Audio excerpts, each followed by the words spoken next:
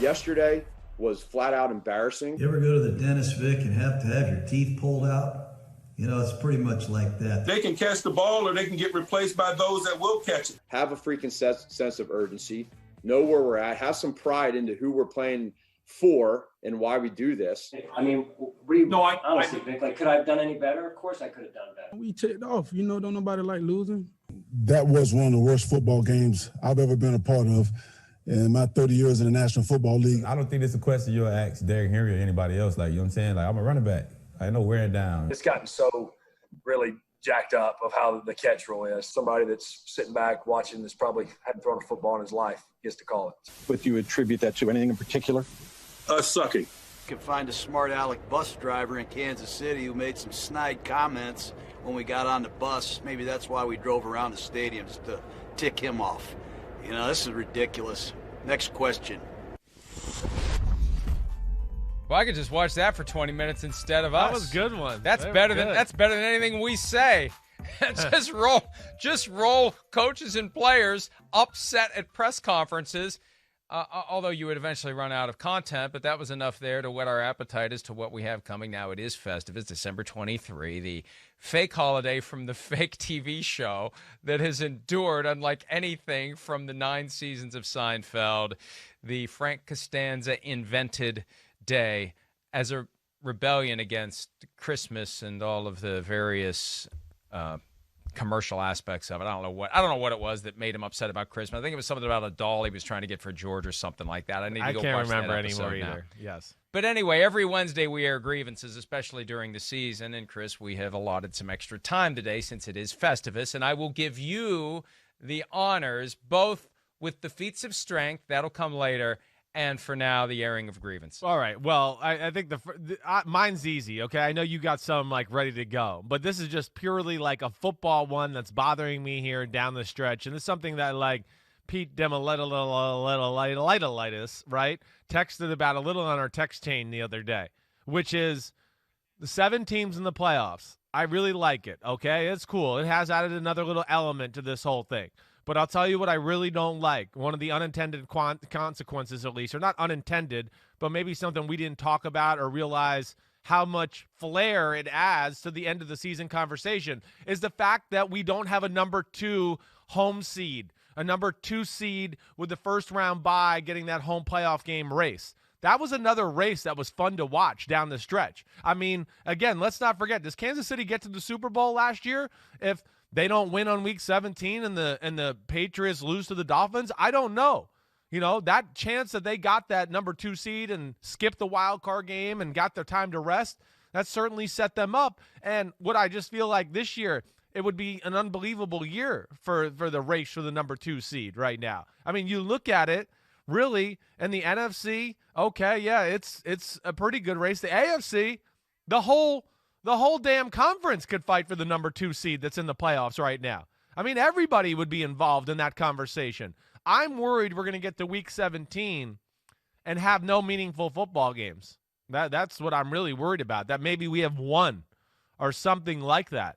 But I think there's a good chance we get there, and especially a year with no fans where everybody's going to be like, there's really nothing to play for. It's good. It's good. I'm glad we got another, 17th week, but nobody's playing for anything. And if we had that number 2 seed with the first round bye, there would be definitely something to play for, and we'd see better football week 17. So that's something that's annoying me a little bit. And that's a good point. Our focus is the 1 seed in each conference and which wild card teams are going to get in each division, each conference, somebody's going to be omitted, and there's only so many chairs, and there's one but too many of quality chairs in each conference. But once we get past the 1 seed, between the 1 seed and the 7 seed, right, to me it's just kind of this vague gulf of I don't care, we'll figure that out later, it doesn't matter, right. Especially this year where home field advantage doesn't matter. Who cares who's going to be 2, 3, 4, 5, 6? What matters is who's going to be 1 and who's going to be 7. And everything else in between, it's not worth the time to give yourself a headache figuring it all out because there's no significant benefit for it. No, we could sit here, look at the Dolphins. I mean, the Colts, they're 10-4. We could be talking about, hey, the Colts are still, capable of getting the number 2 seed and getting a first-round bye and they're the number 6 seed right now. that would add a lot of intrigue and things. It's just one of the things I think was a little bit of an unintended consequence, and maybe that's where now the NFL will be able to play, let's go to 8-team playoff and go back to the first top 2 teams get the bye, and now we still have the same wild card format that we'll have this year, and that seems eventually where it's going to go, as you predicted a long time ago. Yeah, but I think when they go to 8 teams per conference, no one gets a bye. We'd have to sit down and think about how to do this where you add playoff teams and also preserve buys. It may get more complicated that way. You may ultimately need more teams in the NFL to have a playoff field that would be expanded and that would preserve those buys. But I think that's a great point, and I think we're realizing that as we look ahead to Week 17, the top seed races are probably going to be resolved. Yeah. And there may just be 1 or 2, if we're lucky. Pittsburgh-Cleveland right now is looking like it might be the only game that – maybe, right. But they're both getting in. It's not like there's going to be a playoff elimination game. It's just, do you win the division or are you a wild card? And this year it doesn't matter.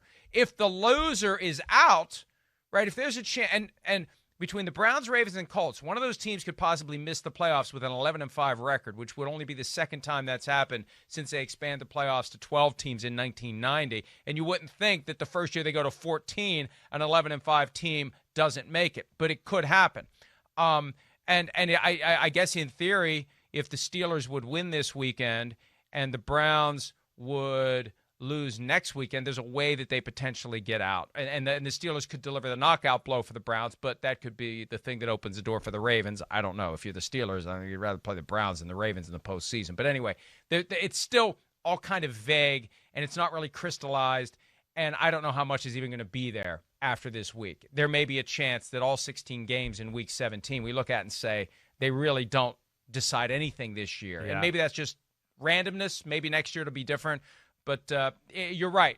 To get back to your point, not having that bye, that second bye, really takes away one of the things that we would be focused on, and it would be fascinating in both conferences. All right, first one for me.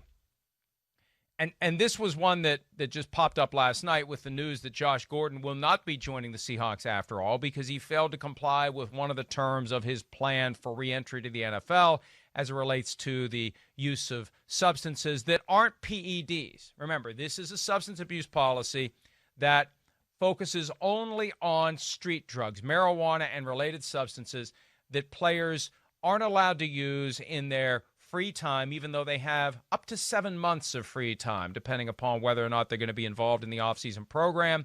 And the problem I've had with this, Chris, and this goes back to when I practiced law, there was always a fine line as to how far an employer could go or should go when policing the private life of an employee. And to me, this is so far over the line. And the problem is, because such a prominent employer like the NFL does it, other people think every employer does it. Other people think it's okay because the NFL does it. I made an observation about it last night, that it's a shame the NFL still feels compelled to police the private lives of players when it comes to substances that have nothing to do with their actual or expected work performance. And so many of the responses on Twitter were, everybody does it. Everybody does it. No, they don't. That's insane. No, they don't. No, they don't. That's insane. No, they exactly don't do right. it. You're right. But people become conditioned because the NFL is trampling, frankly, in all due respect, on the private lives of these individuals. You have other people out there, if they're working for an employer that decides to do the same damn thing, maybe the manager gets inspired by what the NFL is doing.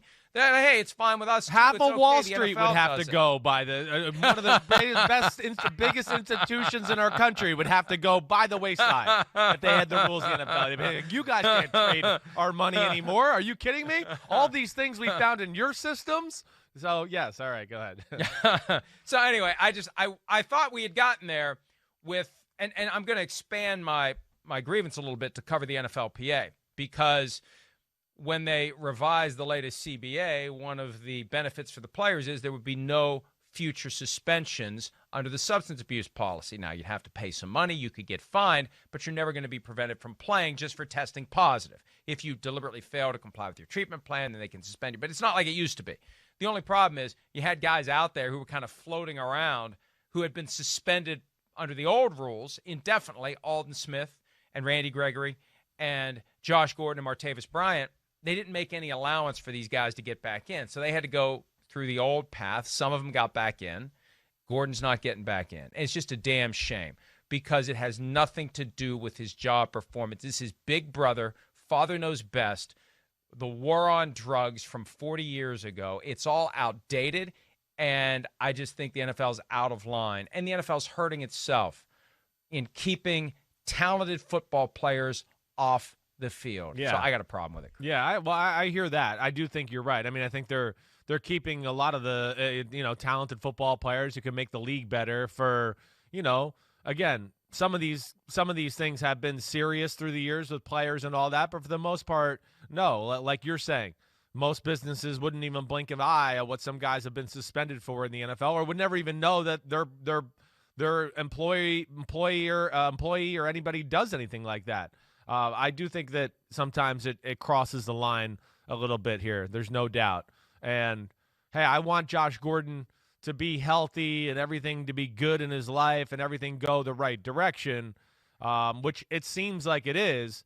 I just hope it's, not some trivial little part of this that's like, oh, he missed one session with his therapist that we thought was necessary for him to go see, once a week. And now that's why he didn't fulfill the conditions of the reinstatement. If it's something like that, that would really piss me off. Sorry, London.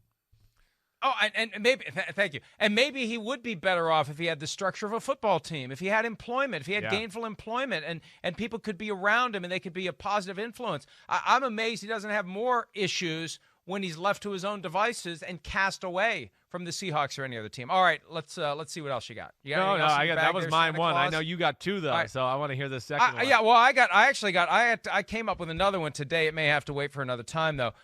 I have two things related to the looming search for coaches. One is a corollary to what we always hear during college games about how, we're going to see that guy on Sunday next year. We're going to see that guy on Sunday. And we've talked about that in the past. Right. It's ridiculous. All these guys that we're supposed to see on Sunday, there'd be 64 teams in the NFL if all those guys made it to Sunday. They don't. But I don't know why it happens. I don't get it. But it happens. The same dynamic plays out as we get closer and closer to filling these coaching jobs, specifically the coaching jobs. And I'm not going to name names here because I don't want to imply that I believe the person isn't suited to be a head coach. But my God, every game you watch, it seems like one of the assistant coaches involved in the game is a hot coaching candidate who will have a job next year. Folks, there's only so many of these jobs to go around. No, they won't have a job next year. Chances are they won't because there's only 3 openings right now, and we don't know how many more they're going to be. Maybe there'll be 2 more. Maybe there'll be 5. There's a hell of a lot more than 5 guys whose names I've heard over the past 5 weeks as guys who are definitely going to be head coaches next year, Chris. And I don't know whether people in the media are doing that just to buddy up to people. It promotes access. Hey, I said good things about you. And it may be part of that game that plenty of people in our business play. But it just bugs me because I could rattle off a list of 15 guys who I've been told are going to be head coaches next year. Well, a lot of guys are going to have to get fired if all those guys are going to be coaches next year. No, it is crazy, Mike. And then, I'll just say my 2 cents on that. These conversations or these public storms of this guy's going to be the head coach. It's all started by the coaches. So that's where I we want to blame the media and sometimes and guys like you and me, and we're talking about no. The coaches are the ones that start these little media pushes for themselves. It's part of the game outside the game here. And that's really where I think it happens, Mike, because, one, let's just say you're an offensive coordinator. He starts to, get his name out there, tells his agent, hey, I want to get my name involved in this. He calls the right people to do that. The local writer that's following the team, now he's been informed and he puts it out there. Now the TV crew that's going to follow the game that week, they read the local news, right? And, hey, Johnny from this newspaper wrote about, hey, the offensive coordinators, he might be a head coach. And then it becomes a talking point. You're right. But it's really, to me, the root of it starts with the coaches selling themselves to the media and their friends to get their name out there and start it that way, which, I don't know if a lot of people really realize that's how it starts. Hi, I'm Mike Tirico, and thanks for watching. Make sure to hit subscribe for the latest news and highlights from NBC Sports.